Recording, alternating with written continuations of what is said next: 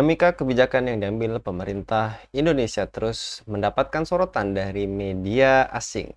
Salah satunya adalah hilirisasi mineral.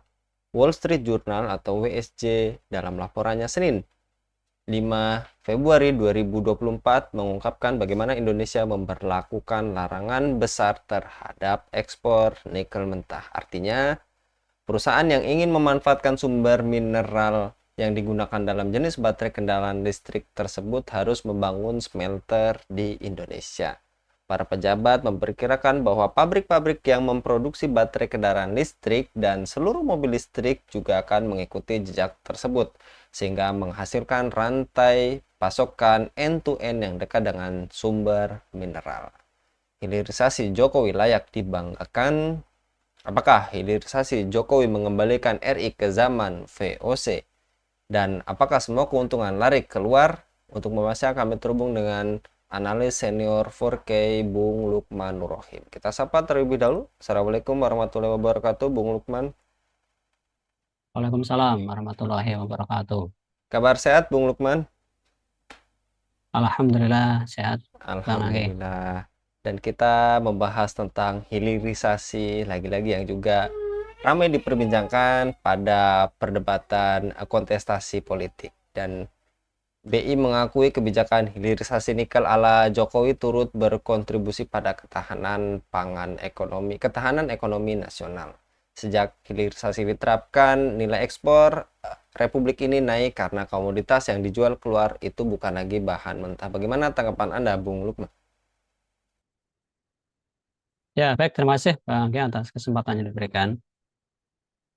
Program hilirisasi di era Jokowi ini merupakan salah satu program unggulan ya, boleh dikatakan seperti itu, yang mana selalu digembor-gemborkan mampu meningkatkan kesejahteraan atau meningkatkan nilai tambah produk dari nikel mentah. Nah, apakah memang sedemikian rupa, apakah memang benar-benar memberikan manfaat ya, terutama kesejahteraan, terutama peningkatan pendapatan bagi negara di APBN khususnya. Mari kita cek sama-sama ya. Jadi sejarahnya itu awalnya hilirisasi itu sebenarnya sudah cukup lama, sejak tahun awalnya tahun 2000. Itu dulu sudah ada sebenarnya ada penambang-penambang ilegal yang apa namanya menambang bahan mentah nikel itu kemudian langsung dijual ya. Jadi tahun 2000 itu sudah banyak kapal-kapal dari Cina itu berlabuh di Sulawesi Utara dan Sulawesi Tengah.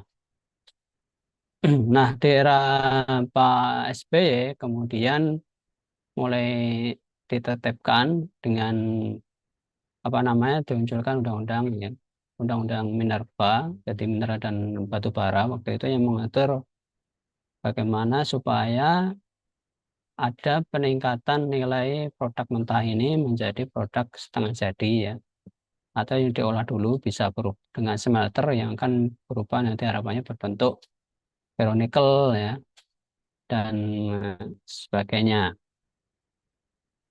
Nah, ini akan menjadi eh, diharapkan dengan undang-undang tersebut di tahun 2004 itu, tahun Minerba itu muncul kemudian eh, diharapkan pabrik-pabrik itu tidak boleh atau perusahaan mengekspor langsung bahan mentah, jadi diolah dulu dengan smelter.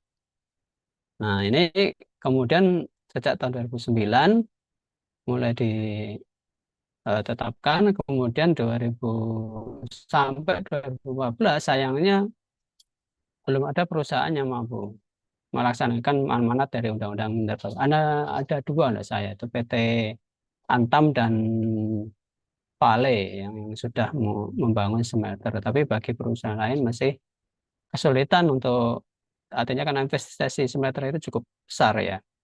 Apalagi kebutuhan listriknya juga cukup tinggi sehingga banyak dibutuhkan pembangkit-pembangkit PLTU yang terutama yang beroperasi di daerah penambangan tersebut. Nah, yang menjadi concern kembali seperti disampaikan dalam salah satu tulisannya Pak Pak Yusuf Kalla ya di koran opini Kompas kalau nggak salah atau Jawa Barat, saya lupa. Nah, ini dikatakan di situ mengambil judul yang cukup menarik ya tentang hilirisasi itu untuk siapa. Ini Pak Yusuf Kalla itu kemudian melihat seberapa berhasilkah program hilirisasi itu ya. Eh, Daerahnya Pak Jokowi ini terutama ya untuk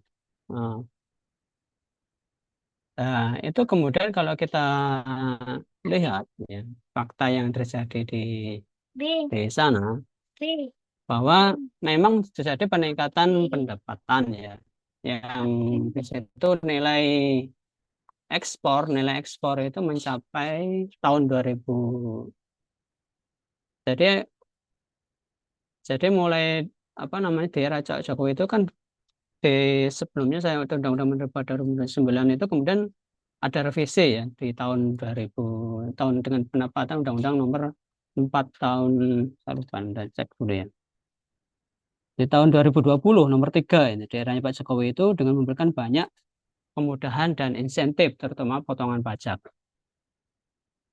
Sehingga dari kemudahan-kemudahan itu banyak sekali perusahaan-perusahaan Cina itu berinvestasi di apa namanya di wilayah tambang terutama di daerah Sulawesi Utara dan Sulawesi Tengah dan dalam program apa mendirikan industri smelter nikel. Nah, di tahun 2020 itu kita lihat ada perusahaan PT di sana ada namanya PT IMIP ya Industrial Molowaru apa Molo saya lupa namanya IMIP ya singkatannya itu Melawari Industrial Park Indonesian Melawari Industrial Park. Nah di situ banyak sekali ya perusahaan-perusahaan Cina yang khusus ya untuk mengolah nikel itu menjadi smelternya mengolah bahan nikel itu menjadi ferronikel dan lain sebagainya. Nah, sejak tahun 2020 itu itulah banyak sekali ya eksploitasi yang luar biasa nikel-nikel di daerah tersebut. Nah, kembali lagi tadi permasalahan apakah eh, hilirisasi nikel itu memberikan peningkatan pada pendapatan negara dan meningkatkan kesejahteraan rakyat terutama di daerah penghasil penambang. Inilah yang menjadi fokus kita. Nah, saya mengutip dari data yang disampaikan oleh Pak Yusuf Kalla gitu ya. Jadi memang benar ya di eranya Pak Jokowi itu sejak tahun 2020 itu ada peningkatan pendapatan ya. Dari di hilirisasi itu pada tahun 2022 itu ekspor nikel itu mencapai hampir 33,8 juta dolar atau setara dengan hampir 519 triliun ya, tahun 2002 itu. Nah, dari penjualan itu kemudian kita mendapatkan apa? Pertanyaan begitu ya. Nah, dari ekspor nikel itu kemudian pendapatan negara itu hanya berupa royalti saja. Dari 515 kita itu hanya mendapatkan royalti yaitu eh, penerimaan negara bukan pajak PNBP yang menurut peraturan pemerintah nomor 26 tahun 2002 tarifnya itu hanya 2% dari harga. Tapi tapi untuk khusus ini karena tadi ada revisi undang-undang tadi nomor 3 tahun 2020 itu cuma 1,5%. Jadi sekitar itu hitungannya 8 triliun saja ya dari 515 itu. Sedang pajak pertambahan nilai PPN itu sangat kecil lah, bahkan hampir nol untuk pajak ekspor. Kemudian ada pajak PPH, pajak penghasilan ya terhadap smelter itu diberikan fasilitas tax holiday hampir 20 tahun. Artinya mereka tidak free ya, tidak membayar pajak sama sekali. Jadi sebenarnya dari angka 519 triliun itu kita itu hanya menerima 8 triliun. Jadi ini sangat sangat kecil sekali. Nah, kemudian dari segi kita melihat penduduk ya, itu fakta ya. Sekarang bagaimana sekarang kesejahteraan atau tingkat ekonomi penduduk di daerah penambangan tersebut. Nah, pertumbuhan ekonomi itu memang itu daerah ini itu naik ya sampai 15% karena investasi dan ekspor. Tapi pertumbuhan ini ya sedikit menimbulkan apa kesenjangan baru karena sebagian besar sebenarnya pertumbuhan itu hanya dinikmati oleh para investor di penambangan tersebut. Nah, pendapatan para pengusaha daerah seperti penambang nikel tentu besar dan pemerintah hanya mendapat sekitar tadi ya 1% dari kalau dari lokal ya dengan harga nikel yang lebih rendah, tapi efeknya itu adalah banyaknya kerusakan lingkungan ya.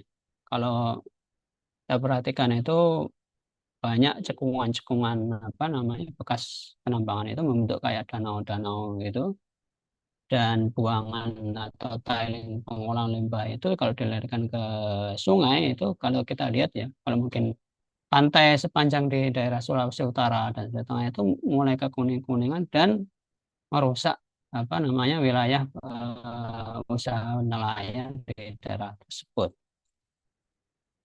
Kemudian pendapatan masyarakat ya yang kita lihat ternyata berdasarkan angka data BPS 17 Juli 2003, tingkat kemiskinan di provinsi penghasil nikel di Sultra itu dan Sulawesi Tengah itu dan Maluku Utara itu tahun 2002 itu dikatakan tingkat kemiskinan malah naik. Nah, ini ya, jadi malah naik tahun 2003 malah naik. Sulawesi Utara yang sebelumnya 12,27 menjadi 11,43%. Sulawesi Tengah ya, yang sebelumnya 12,30 menjadi 12,41% dan Maluku Utara 6,37 menjadi 6,46%. Sementara ya itulah kondisi real ya. Pertama sebenarnya hilirisasi itu kalau lihat sebenarnya lebih banyak menguntungkan bagi para pengusaha atau investor tambang tersebut. Demikian Bang Anggi. Baik, Bung Lukman. Apaan Bung Lukman boleh diperbaiki sedikit Bung Lukman bagian layar atau kamera supaya pemirsa kita jelas menyimaknya. Dan terakhir Bung Lukman, juga tadi Anda beberkan banyak sekali juga juga tadi salah satu statement yang terakhir itu hanya menguntungkan bagi segelintir kalangan, dan apakah hilirisasi nikel jangka panjang yang digaungkan oleh Presiden Jokowi harus ditolak, dan apa solusi pengelolaan sumber daya alam seperti nikel ini, Bung? Ya, tentu kalau skemanya masih seperti sekarang ini, ya harus kita tolak gitu ya. Karena tentu lebih banyak menguntungkan apa ya, pengusaha, investor, dan kerugian itu jelas ya, yaitu tadi kerusakan lingkungan yang tentu tidak, maksudnya butuh waktu yang lama. Jadi untuk merestorasi kembali kerusakan lingkungan tersebut itu butuh biaya yang luar biasa sebenarnya dan membutuhkan waktu yang lama untuk mengembalikan apa namanya lingkungan yang rusak tersebut. Nah, ini tentunya menjadi masalah besar bagi kita ya bangsa, apalagi nanti mengingat bagaimana nasib generasi penerus kita gitu ya. 10-20 tahun ke depan kalau kemudian kita mewarisi kerusakan lingkungan yang begitu dahsyat, dan tambang nikel ini pun sebenarnya punya umur ya, punya batasan deposit yang terbatas. Mulai prediksi ini kira lebih ya mungkin umurnya tidak sampai 15 tahun itu sudah kalau dieksplorasi secara besar-besaran ya seperti kan di kondisi sekarang, maka itu sekitar 15 tahun itu sudah prediksinya sudah habis.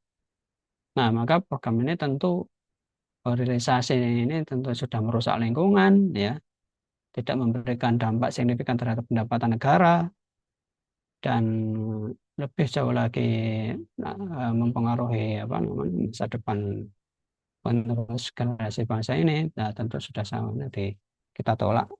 Dan nah sekarang pertanyaannya bagaimana solusinya gitu ya. Ya tentu penguasa dengan legislatif harusnya memberikan apa namanya peraturan atau undang-undang yang lebih memihak pada bangsa atau rakyat ini, bukan lebih banyak menguntungkan para investor. Jadi ya sepatutnya lah kepentingan bangsa dan rakyat itu yang lebih diutamakan daripada kepentingan investor. Ya, memang dari sisi namanya investasi, tentu karena ini adalah mestinya ada solusi yang saling menguntungkan ya, baik bagi pengusaha dan bagi rakyat tentunya. Tapi mestinya di sisi ini yang harus diutamakan tetap adalah kepentingan rakyat ya. Apalagi ini menyangkut masa depan bangsa ini ke depan, bagaimana nanti tentang kerusakan lingkungan dan lain sebagainya itu ditimpakan pada generasi-generasi berikutnya yang tentu ini akan berdampak tidak baik ya untuk masa depan bangsa Indonesia tentunya. Nah, dan perubahan itu tentu sangat mendasar ya terkait dengan paradigma yang sekarang yang seolah-olah bahwa negara ini mengacu pada pertumbuhan ekonomi ya, kemudian tergantung pada investasi. Nah, itu yang yang mungkin perlu diubah cara pandang ini bagaimana tetap investasi ataupun yang paling penting itu adalah bagaimana distribusi ya, distribusi dari eh, kekayaan atau kesejahteraan itu bisa dinikmati oleh seluruh rakyat Indonesia ini khususnya karena tambang ini adalah kalau dalam Islam itu sebenarnya bukan milik negara sebenarnya atau bukan milik pribadi, tapi ini adalah tambang ini adalah milik umum yang tentu negara hanya berhak mengelola saja di mana nanti setiap keuntungan yang diperoleh dikembalikan pada rakyat. Demikian Bang Anggi. Baik, jazakallah Bung Lukman juga mengutip salah satu pemimpin atau pejabat negara ini yang sekarang maju sebagai kontestasi politik. Jika sumber daya ini diatur, bahkan rakyat bisa mendapatkannya 20 juta per tahun gitu ya Bung. Kalau tadi Bung Lukman sampaikan bisa kurang 30 juta malah. 30 juta bahkan. Nah, itu Ya, kalau sekarang kan 15 tahun tadi juga Bung Lukman sampaikan bahkan tidak sampai 15 tahun kalau nikel ini dikelola dengan ugal-ugalan itu bisa habis gitu ya Bung dan bisa dinikmati hanya sebagai kalangan aja tadi juga Bung Lukman sampaikan oleh uh, para pengusaha dan penguasa saja gitu ya Bung Lukman. Jazakallah, mudah-mudahan kita semua tercerahkan. Kalau kita membiarkan ini terus-menerus berarti kerusakan yang ada ya Bung Lukman, bukan betul. kebermanfaatan. Jazakallah sekali lagi Bung Lukman, mudah-mudahan Bung Lukman senantiasa dilindungi oleh Allah SWT dalam setiap aktivitasnya. Demikian pemirsa Ilafan News yang dirahmati Allah, jangan lupa untuk subscribe, like, dan share sebanyak-banyaknya. Semoga menjadi amal kebaikan bagi kita semua di dunia dan di akhirat nanti. Saya Anggi Suarna undur diri. Assalamualaikum warahmatullahi wabarakatuh.